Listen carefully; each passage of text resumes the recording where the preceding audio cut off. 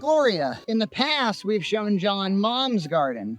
This time, we're going to show him your garden. Tell John what you might be looking for today. Fairy things for my fairy garden. You have a fairy garden? You guys have been clearing out back here. It's madness. Look, they put a fence up. Putting the farmer's market in. I just put this farmer's market on the other side. We found another fairy thing. You did? A farmer's market. Welcome to Farmer's Market. Apple pears. What do you think the fairies use as currency? Actual fairies. Look, fairy. That's so beautiful. This is the fairy queen, okay? A queen? She's the fairy queen. That's so But cool. It's even at night. It's supposed to be at night. Lopped her wings off like Ben Affleck in Dogma. Dad, I put it back on. A fairy door to the fairy treehouse. And a fairy mailbox. See that it's not handicap accessible? Oh, I spy a fairy right there. That's the fairy princess. The princess? When you enter, you can really see her. There was poison ivy, but Nina got rid of it. What technique did you use to remove it, Nina? Just repeatedly cutting it down. Recently, my mom and dad were cutting down a tree in their yard. They both touched some ivy, and they both got it. But my mom gets some kind of a reaction. It completely just swelled her entire body for like 3 weeks. Some of the most miserable I've ever seen. I would mow the lawn on a rider mower, and that's all it took. I love your little selection of trees here. This is a real white oak. Do I give John a tour? An updated garden tour? So this year we actually had our wineberries come in. Over here we put in the blackberry. I wanted something to trellis them, so we put in the split rail fence. Nice. The raspberries are over there. You're supposed to plant them 100 feet apart. Really? The blackberries are very invasive, but also the raspberries are prone to root rot. So we've got wineberries, blackberries, raspberries. The strawberries are in the raised bed. Blueberries are down on the ends that I have to build an enclosure for. That's amazing. That's amazing. So here's all the normal squash, peppers, beans. I tried doing some cucumbers in grow bags. I didn't water enough. Lesson learned on the cucumbers. Yep. Yeah, they need a lot of water. Even though it was a very rainy year here. Cabbage okay. moths decimated the broccoli. I had to pull all the Brussels. Oh, geez. I Yeah. didn't do row covers. I'll do that next year. Broccoli, cauliflower, Brussels sprouts, Yeah. cabbages really need row covers. They don't need to be pollinated. What do you got here, Nina? Acorn squash? Cantaloupe.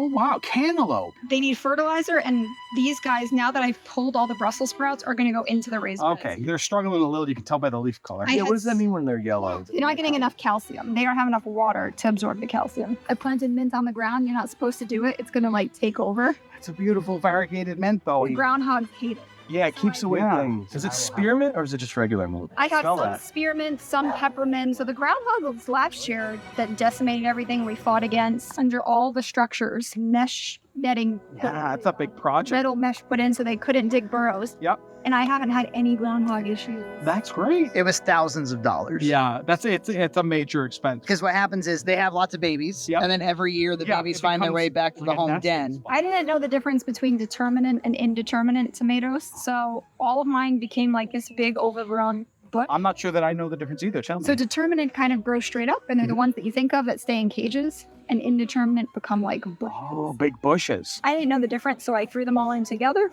It just makes them hard to harvest, and it makes it hard to pick off tomato slugs, or what are they called if you have those? Hornworms. So you got some blueberries coming in there, or I don't know if they're a little by. Yeah, those are a little bad. You have to make the soil acidic, so I'll have to keep like up on that. I Yeah. bought a pH soil tester for the first time. Wow, Nia, you're beyond my level. This is a plum tree, Yes. a cherry tree, two Portland apple tree, Yeah. a pear tree on the end, and then 3 different types of apple trees to hopefully cross-pollinate the Cortlands because they don't self-pollinate. These are all pretty healthy. These were like late season discount from Lowe's. I don't know if they're going to survive. How do you feel about tree growing? Oh, I love it. A favorite saying of mine: the best time to plant a tree was 20 years ago. Yeah. The second best time is right now.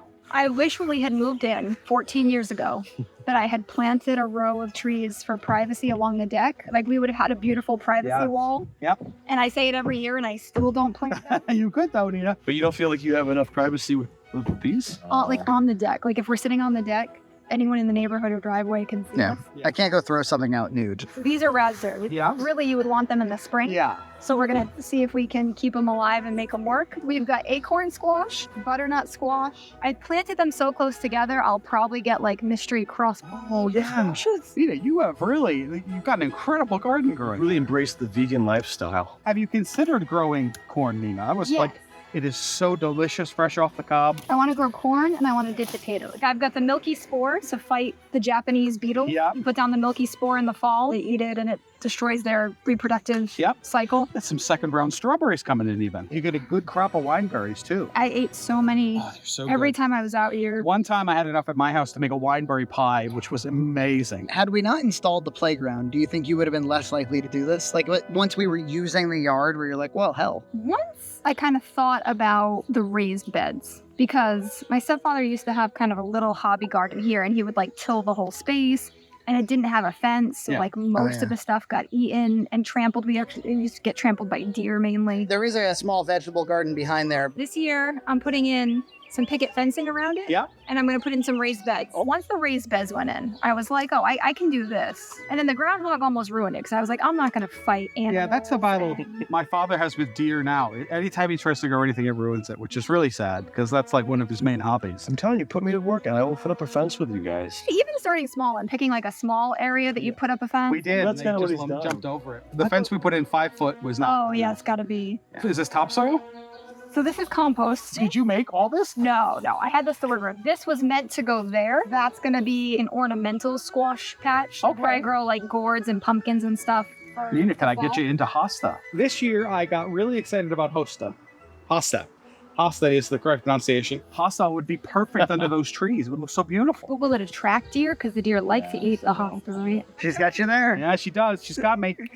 Ferns, beautiful local, natural, organic ferns. They're beautiful. Deer don't eat them. Yeah, in the fairy garden, they would do well. The cabbage moths just destroyed. Like, I had some really nice Brussels sprouts that, like, this fall I would have had, like, a great Brussels sprout crop. Jeez, that's too bad. She did make us some chocolate zucchini bread last weekend. Ooh, that sounds incredible. Lots of zucchini, lots of squash, lots of cucumbers, lots of peppers that weren't supposed to be spicy but are. I'm noticing this is all food. How do you feel about planting flowers? I really only plant the flowers in to attract the pollinators. More of a prepper. Very practical. Yeah, this is real, like, when it hits the fan. We're Yeah. Is this the thing that you bought that one Black Friday? Yeah, this is the Scoopy Scoop. You've got your Scoopy scoop? So I've considered buying a wheelbarrow for a long time now, and my projects really aren't that intensive.